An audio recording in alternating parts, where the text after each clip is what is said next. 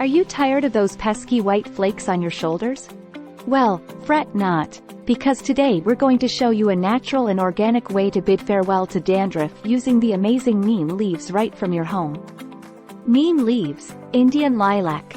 Neem leaves have potent antifungal and antibacterial properties that can help address dandruff and scalp issues. Here's how to use them. Boil a handful of neem leaves in water for about 15 to 20 minutes and then allow the water to cool down to a comfortable temperature. Strain the neem-infused water. After shampooing your hair, use the neem water as a final rinse, ensuring it comes in contact with your scalp.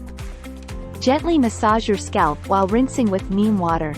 Do not wash it off with regular water. Let your hair dry naturally. Neem's properties can help combat the underlying causes of dandruff, such as fungal infections and excessive oiliness. Regular use of neem water can contribute to a healthier scalp and reduce dandruff over time.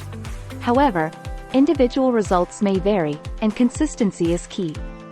Remember to patch test any remedy before applying it to your entire scalp to avoid potential allergic reactions or irritation.